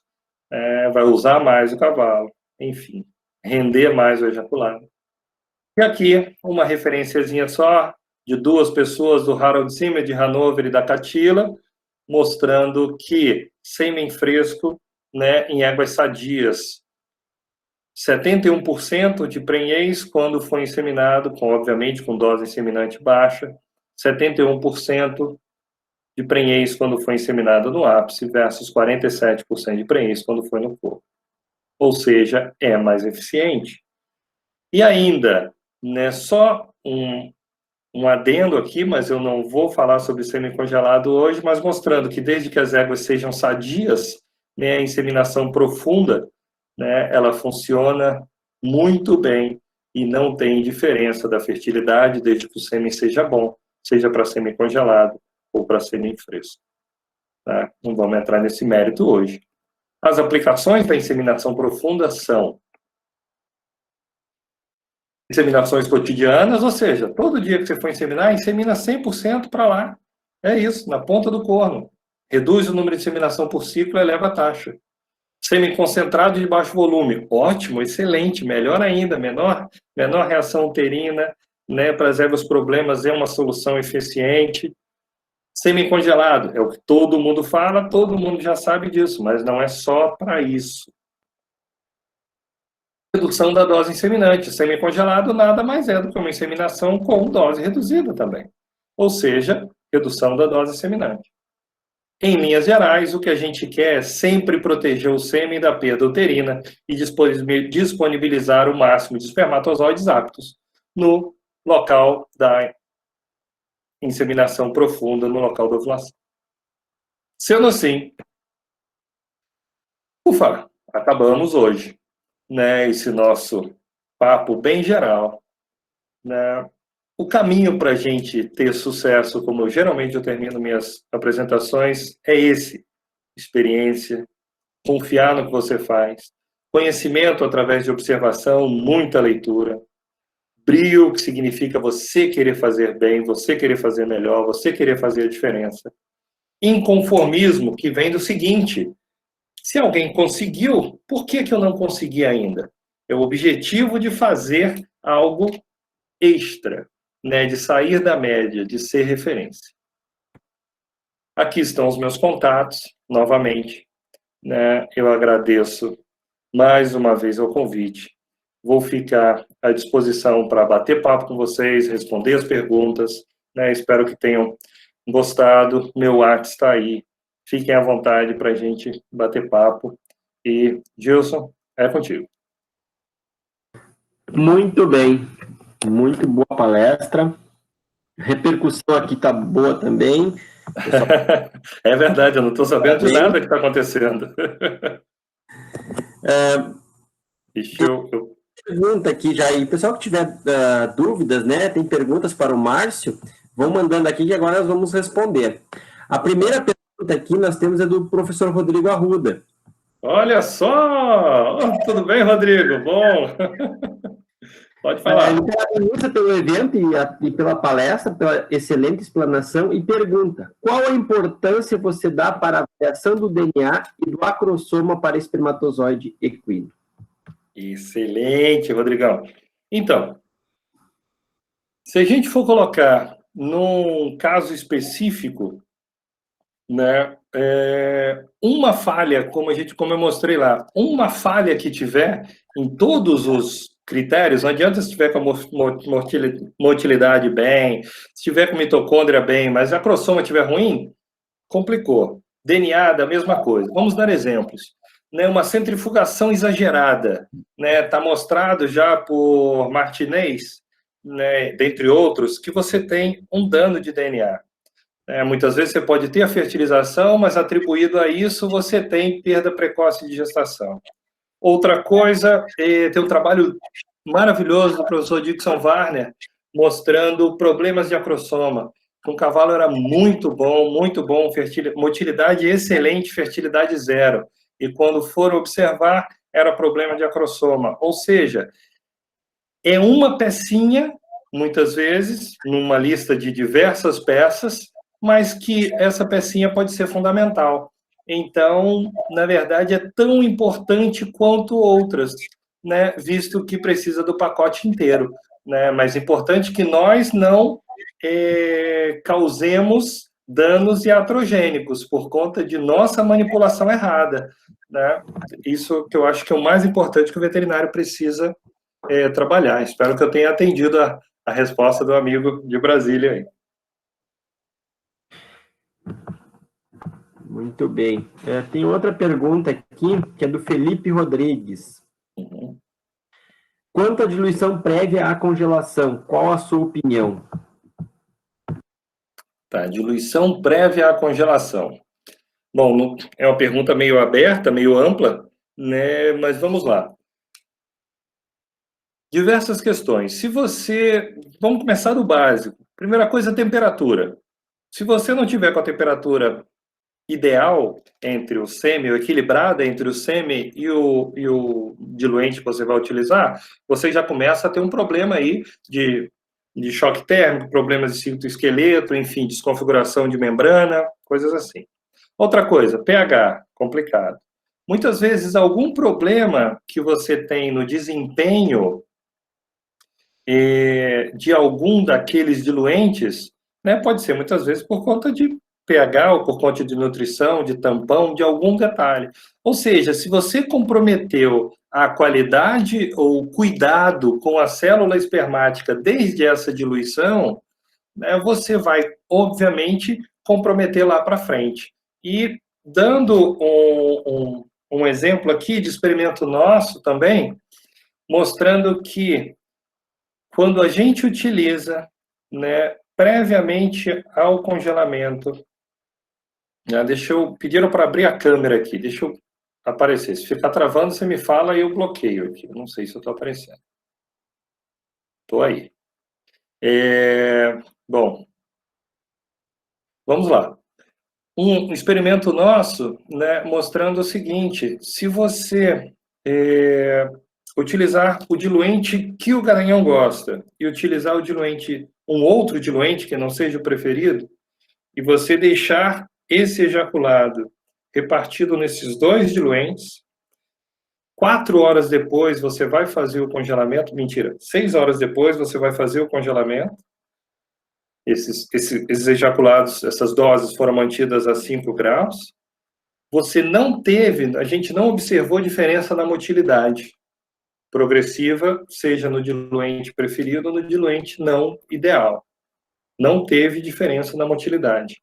No entanto, na hora que a gente submeteu esses ejaculados ao congelamento, a gente teve resultado lá na frente, né? O grupo que foi diluído com o melhor diluente, ou que o garanhão preferia, teve um desempenho melhor pós-descongelamento, né? Ou seja, a diluição antes do congelamento, o que você vai utilizar ali, sim, tem relevância. Muito bem. Temos uma pergunta da Eduarda aqui. Márcio, gostaria de saber se o semi-fresco se comporta melhor do que o congelado na inseminação intracorno. Se referiu à inseminação profunda, né? Tá. Eu tenho uma resposta muito simples. Sêmen bom é sêmen bom. Ponto. O que vai variar vai ser a técnica de um sêmen que precisa de uma técnica diferente, ou melhor, um momento de inseminação diferente, em relação ao outro, né? Uma dose inseminante de 300 milhões, por exemplo, de um sêmen congelado e uma dose inseminante de 300 milhões de um sêmen refrigerado ou fresco, é uma dose inseminante fértil, desde que tenha se estabelecido que essa é a dose inseminante. É fértil. Só que uma você tem que inseminar num período periovulatório menor e outra num período, você tem uma tranquilidade, entre aspas, de inseminar num período periovulatório maior. É somente isso. Não acho que um é melhor e outro é pior. Sêmen bom é sêmen bom. Tem muito sêmen refrigerado, mal, dose que chega mal, né, que o veterinário trabalha mal, enfim, ou de locais muito distantes, que não adianta, ele me manda 1 bilhão que vai ser horroroso. Eu prefiro trabalhar com aquele cavalo do semi-congelado que está ali do meu lado. Eu vou ter um índice muito melhor, né? Então, sêmen bom é sêmen bom. É como eu penso. A Letícia Castro pergunta: a alimentação que o garanhão recebe antes da coleta interfere na concentração? Imediatamente antes, não. Né? E na concentração é uma importância difícil de se estabelecer aí. Né? Obviamente, se for algo que cause alguma sintomatologia clínica nele, é outra questão. Né? Mas a alimentação não é o caso. A alimentação não é o caso, não. O Mauro Pollens complementa, né? Então, o termo bad cooler deixou de se referir ao garanhão para se referir ao profissional. Bad vet. Isso é piada interna, hein, Mauro? Isso é piada interna. O Gustavo Carneiro, o Gustavo Carneiro estava assistindo aqui.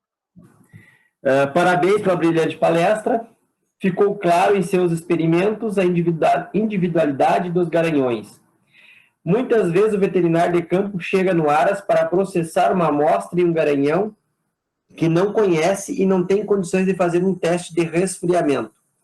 Baseado nos teus estudos, qual protocolo você recomendaria? E aqui eu tenho uma pergunta que chegou para mim pelo WhatsApp, que complementa essa, que é bem isso, né? Como descobrir qual o melhor diluente?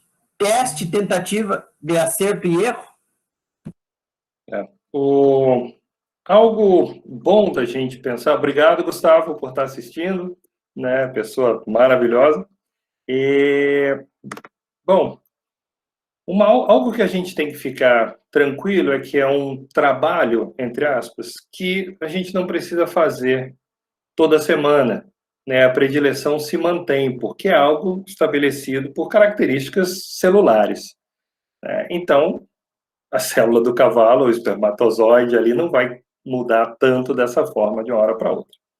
Então, a ideia é que coletemos no início da estação, se possível, que coletemos no início da estação e façamos a diluição apropriadamente no número de diluentes que forem possíveis, se você tiver interesse, né? Submeter a refrigeração e avaliar com 24 horas, se for possível com 12, 24, 48, enfim. Essa é a ideia principal, mas digamos que eu tenha que trabalhar no escuro, né? O que eu tenho que fazer? Coleto 2, né? E não fiz o teste prévio, coleto o ejaculado, diluo em 2 diluentes e vou para onde eu vou, né? Muitas vezes no campo você vai ter que se virar. Eu acho difícil você colocar todos os ovos numa cesta só, ou seja, pegar um único diluente e trabalhar. Tem uma reflexão muito boa, né, do professor Aiken, né, e da Zamira Gibb também, que num dos vários artigos dele, trabalhando com antioxidantes e etc., é que quando a gente pensa que o diluente é muito bom, né, porque ele manteve a motilidade celular por 48 horas, na verdade a gente tem que mudar esse pensamento, né, que esse diluente é tão ruim que em apenas 48 horas ele conseguiu matar todas as células que estavam vivas 48 horas atrás. E com base nisso, né, ele começou a fazer os seus experimentos e desenvolveu, né, um diluente, né, que mantém, salvo engano, na temperatura de 20 graus, né, o semequino com viabilidade por 7 dias. Né? Ou seja, na hora que a gente está comemorando que, beleza, esse durou 36, 48 horas, a gente está comemorando muito pouco ainda, porque poderia ser mais. Né? Então, eu me agarro a esse pensamento. Né? Não sei se respondi ao professor Gustavo, mas é isso. Se eu estou no escuro, não tenho como testar e preciso enviar, eu coletaria, diluiria em 2 diluentes possíveis e mandaria para o veterinário. Estou mandando 2 doses para você, né, ver qual está melhor e utiliza aí, porque eu não tive tempo de testar previamente. Mas é fato que se eu testar, usar um único diluente para os meus diversos garanhões, né, impossível. Eu estava lá até poucos dias atrás na Central Ecos, né, eles têm 20 e tantos garanhões, bobeira a gente pensar que todos aqueles garanhões preferem o mesmo diluente, né, e a gente notou isso lá nos testes que a gente fez. Muito bem. Nós temos o Ivan, do Equador, parabenizando pela palestra, estava assistindo também. O Matheus Batista pergunta, também parabeniza pela palestra, em relação às pesquisas utilizando casa, sempre colocar o setup utilizado no paper? Opa, beleza. Excelente pergunta. Então, Matheus, a gente entra numa seara extremamente complicada aí, porque é fato que o CASA é um sistema computadorizado que precisa, desde que o CASA seja bom, faz uma precisa identificação celular, né, e avalia as velocidades diferentes da trajetória do espermatozoide. Perfeito. Só que como ele interpretará isso para chamar aquele espermatozoide de circular, de rápido, de progressivo ou não, depende do setup. Isso é muito complicado porque não existe ainda uma padronização, isso já vem sido dito por diversos autores há muito tempo, não existe uma padronização do setup mundial. Ou seja, isso dá até algumas discrepâncias na hora que a gente olha algumas avaliações de descongelamento de sêmen, por exemplo, porque a gente olha alguns trabalhos, né, que o sêmen dá descongelado com 75% de motilidade, por exemplo. Né? E aí a gente olha outros trabalhos, também de pesquisadores renomados, utilizando o sistema CASA, e dá 45% de motilidade. Aí a gente pensa, nossa, são os dois caras tão bons, e um congela tão bem e outro congela tão mal, né? Isso não é verdade. Muitas vezes, o de 70 e tantos está usando um setup muito mais frouxo, né? E o outro está usando um setup muito mais rígido. Então, respondendo a tua pergunta, sim, né? Utilizar o mesmo setup é fundamental para a gente poder comparar resultados. E complementando, ainda existe, né, muita variação de laboratório para laboratório nas avaliações, né, nas análises, né. Tem um trabalho, se não me engano, isso é do Brito, acho que também, que ele mostra isso, né, agora não lembro se foi do Brito ou foi, acho que foi do Brito, que ele até assistiu uma palestra dele, que ele fala isso, né, quando eles pegaram várias amostras, as mesmas amostras, dividiram entre laboratórios para avaliar e teve uma diferença muito grande entre avaliadores, subjetivo e também no sistema CASA, né? Gilson, tem um trabalho de uns 2 anos atrás, é Batut, o pesquisador, né? Eu não conhecia, não lia nada muito dele, não. Mas é um trabalho muito pesado, né? Mostrando, e quase faz a gente desistir de trabalhar com casa, desistir de trabalhar com critério de fertilidade, essas coisas, porque ele mostra muito pesadamente, estatisticamente, que a avaliação tem que ser feita, para a gente ter uma avaliação correta, tem que ser feita com 8 palhetas, para diminuir a variação entre palhetas, etc, etc. A gente lê, fica pensando e depois fica quieto, porque senão vai comprometer um monte de pesquisa que a gente faz por aí. Mas deixa a gente com a pulga grande atrás da orelha em função do quanto a gente pode confiar ou não nessas avaliações. E protocolos, muitas vezes que você segue também protocolos e não se chega ao... Enfim. É verdade. Manda aqui parabéns. O Fernando faz uma pergunta. Parabéns pela pergunta, Márcio. Pode falar um pouco sobre as novas tendências em diluente? Quais as tuas expectativas para o futuro? Uou! Caramba! Bom, eu acho que quem fez é curioso, porque observe que desde 75, né, Kenney chegou e teve a ideia de fazer o diluente utilizando leite. Né? Uma ideia revolucionária e fantástica, maravilhosa. E nós ficamos, desde então, vamos botar aí 40 anos, simplesmente seguindo a mesma ideia. Né? Usando uma parte de leite, outra parte de leite, modificando o antibiótico, enfim, detalhezinhos em cima da mesma base.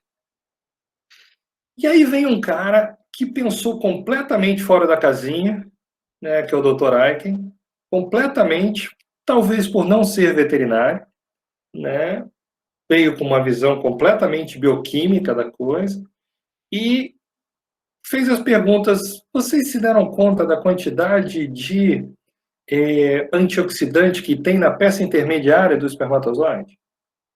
Vocês viram isso? Né? É extremamente importante por conta do metabolismo espermático, que ninguém levou isso em consideração, né, na hora de fazer, nessa proporção, na hora de fazer um diluente até então. né? Vocês já viram que... Por que vocês colocam tanto açúcar, né, no espermatozoide? Ele não teve contato com isso. Leite, ele nunca teve contato com isso. Quer dizer, você está aumentando o metabolismo dele, né, para você diminuir o metabolismo com a temperatura, e você está querendo que ele fique mais longevo.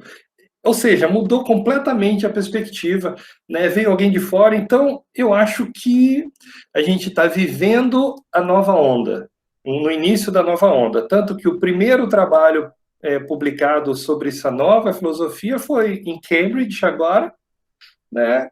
Que ele publicou um resuminho só para marcar a presença, para falar, olha, fui o primeiro, eu sou o pai da criança, aguardem por mim. Então, acho que vem coisas por aí, né? Ou seja, aquela verdade absoluta, né, que o pessoal só estava mudando alguns detalhezinhos, já foi, né? Agora, o que está rodando por aí nos diversos laboratórios do mundo, queria saber. Tem coisa boa por aí, eu tenho certeza. A Tainá parabeniza pela palestra, sempre nos fazendo evoluir. E temos uma pergunta do Henrique Viçosa. Você utiliza suplemento vitamínicos, aminoácidos para garanhões, problemas? Que recomendas? Então, Henrique,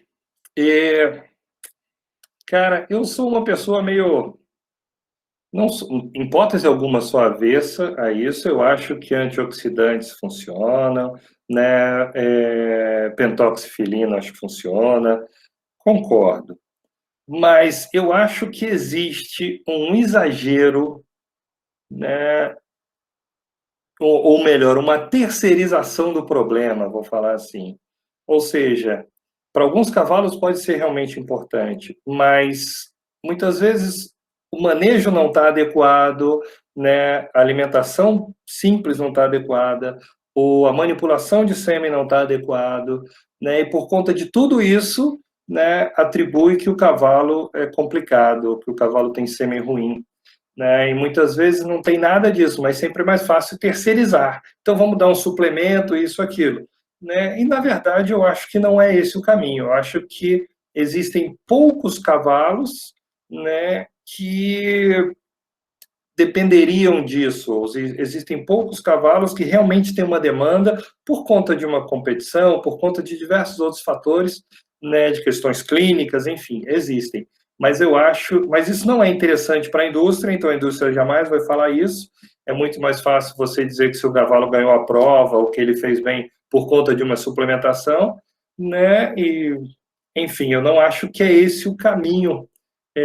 Não é esse o caminho, não, Henrique. Eu acho que, nesse caso, é fazer um estudo mais profundo mesmo, olhar a mineralização, sabe? Ver como está todas as questões e aí sim, ir no foco. Porque senão fica sendo só uma terceirização do problema, beleza, eu dei o suplemento tal, e curiosamente, se a gente for pensar, muitas vezes, lembra que a espermatogênese não acontece de um dia para o outro. E muitas vezes de uma semana para outra, olha, comecei a dar suplementação hoje, semana que vem o sêmen já está bombando. Não é bem assim. Exato. Para observar algum efeito tem que ser 60 dias, 70 dias. Isso aí. E realmente, às vezes a gente vê aí, inclusive, trabalhos que se usa 30 dias, 20 dias e tem resultado. Então tem que ficar muito atento a isso, né? Se tiver algum efeito, tem que ser 60 dias, 70 dias, e ainda tem que ser grupos em crossover, né? Para avaliar no crossover, porque senão não. Perfeito, Jans. Perfeito. Rodrigo, né? O professor Rodrigo complementa, ele diz: o Wagner usa um setup e o Papa usa outro. Então... Exatamente, Rodrigo, exatamente. O Mauro, mais uma pergunta aqui, se tu pode falar sobre a relação da curva de criopreservação como complemento, também testar curvas além do crioprotetor. Opa, então tá, a gente está indo para uma outra área aí, né? Mas vamos lá. A gente pode trazer isso também para a refrigeração, né? É muito mais evidente diferentes temperaturas, né, de diferentes curvas de congelamento em associação com os diluentes, quando a gente fala de congelamento. Mas a gente pode trazer isso também para diluição e para doses transportadas, como é muito do nosso tema de hoje. Eu já fiz trabalhos comparando refrigeração a 5 graus e a 15 graus, né? Tem trabalho do Warner, de outros também mostrando isso, né? Que também cabe aí uma associação entre tempo de transporte, concentração que você pode utilizar, diluente que você vai utilizar e temperatura. Por exemplo, digamos que eu esteja em São Paulo, né, e vou mandar para o sêmen refrigerado para outra central em São Paulo que fica a 4 horas de mim, vamos botar, 6 horas de mim. Eu sei que eu estou usando um diluente muito bom. Eu sei que é o diluente ideal daquele garanhão.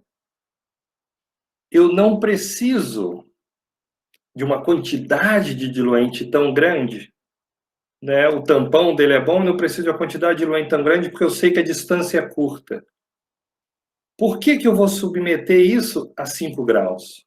Por que que eu não posso botar uma concentração mais alta para ter um volume inseminante menor, né? Transportar só a 15 graus, porque eu sei que aquela situação está controlada, né? Para a pessoa inseminar lá de condição melhor. Ou seja, nada é fixo. E como o Mauro falou, né, perguntou, esse raciocínio também serve para o congelamento, né? Vamos tentar, a gente tem que juntar as três coisas. O indivíduo, ou seja, a predileção do indivíduo, isso inclui nutrição e todas as características de diluente, mas também estrutura de membrana, que a estrutura de membrana também tem, e dos domínios da membrana do espermatozoide, estabilidade disso, quantidade de colesterol, tem tudo a ver com estabilidade dessa membrana mediante a curva, uma curva mais rápida, uma curva mais lenta de congelamento. Ou seja, você também tem que fazer esse equilíbrio. Não adianta só você seguir o protocolo, senão a gente vai estar caindo no mesmo erro da diluição, lá usando um mesmo diluente a 5 graus para todos os garanhões. Alguns vão estar sendo prejudicados nisso. Serve o mesmo raciocínio para o congelamento. Também usa a mesma opinião. Que bom. O Amaury aqui, ó, Opa! ele fala: a palestra foi extremamente clara e com muita qualidade. A dúvida é se essa camisa é da Piada interna, piada interna. Muito bem, acho que não temos mais perguntas aqui. Foi boa, muito produtiva a palestra. Que bom, Gilson, que bom. Vamos ver se tem mais alguém, tem mais alguma dúvida, mais alguma pergunta. Meus contatos estão aí, pessoal. Vocês fiquem à vontade para me fazer alguns questionamentos depois por e-mail ou por WhatsApp. Fique à vontade. É uma satisfação.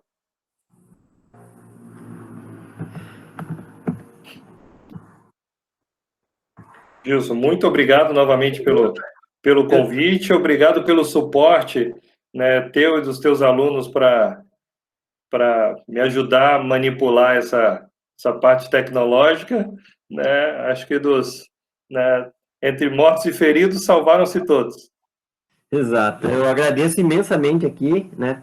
Torno público isso a colaboração que estou tendo, né, na organização dessas palestras, né? Que a gente já está há um tempo aí realizando, do Getúlio e da Camille, que incansavelmente aí estão trabalhando para realizar isso. Eu tenho uma pergunta só para encerrar Claro. o debate, é bem simples, é com relação ao futuro dos diluentes, né? Uhum.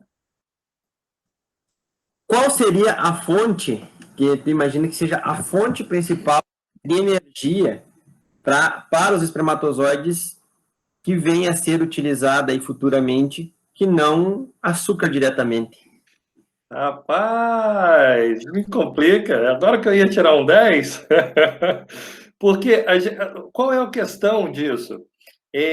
Quem tem usado isso tem um trabalho, tem um pesquisador também que está fazendo algumas coisas novas, né? Manjuná, o pessoal da URGS trabalha com ele como desenvolvendo um substituto à gema de ovo em congelamento, com bastante resultado. Tudo isso fica, por ser muito inovador, está ficando tudo isso em off. Nada disso está sendo publicado, né? Seja o pessoal do Aiken, seja o pessoal deles, tudo é patente para ser utilizado no futuro. Então, eu te digo que está todo mundo guardando isso. Não sei mesmo onde vão, né? Então, não tenho essa resposta para te dar, porque tudo, quando você vai utilizar, você vai ter alteração, por exemplo, de pH, de osmolaridade, onde você vai fazer o equilíbrio disso, né? Onde vai ter a produção de ROS, né? Como é que você vai usar ali? Não sei essa pergunta, não sei. Como acaba que eu fico numa linha de pesquisa muito mais de utilização e aplicação na prática, e não no desenvolvimento disso, né? Fico lendo admirado esses bioquímicos fazendo as suas mágicas, né? Então, não sei, mas se você deve ter alguma ideia, por favor, compartilha. Eu também estou à procura, eu também estou. Também. Né? Tem um pessoal trabalhando. Esse Manjuná fez um negócio bem legal que eu gostei dos resultados lá que o pessoal, a Luciana Bortoluzzi, eu acho que é esse o sobrenome, é difícil de falar, que está lá no Exército agora, né, na cudelaria do Rincão, e fez um trabalho muito legal com isso, usando um substituto de gema e resolveu, né? Então, quer dizer, tem que ter alguma coisa ali para dar certo. Não era só de gema, né? Era de outras coisas. Enfim, estamos na expectativa. E o Aiken, para manter o espermatozoide a 20 graus, né? Salvo engano, se é 20 graus. É alguma temperatura mais do que 5, eu tenho certeza. Né? Por 7 dias, né? Além de muito antioxidante, certamente tem que ter, né? Da bioquímica aí não tem como falhar, né? Ele tem que ter uma fonte muito importante, né, de energia aí. Estamos na dúvida. Tá bem. Mais uma vez, obrigado pela colaboração, obrigado pela explanação, excelente palestra. Que bom, Jesus. E a gente vai fazer contato depois para enviar o certificado também. Tem, beleza. Tem. O Getúlio e a Camille vão fazer isso, e também aí outros contatos eles vão fazer contigo aí, para ajustar algumas coisas, tá? Perfeito, Gilson. Muito obrigado. Eu que agradeço, olha, agradeço a participação de todos que estiveram conosco aí até agora, 10 horas. Que bom. Eu mais, né, pela disponibilidade, já deve ficar aí de tanto falar. Maravilha. Pessoal, muito obrigado novamente, Gilson, toda a sua organização, a todos que participaram aí com perguntas ou ouvindo e tudo mais. Fiquem à vontade para qualquer contato futuro e estou à disposição. Certo. Boa noite. Um abraço. Valeu, Gilson. Abração. Tchau, tchau. Boa noite a todo mundo. Tchau.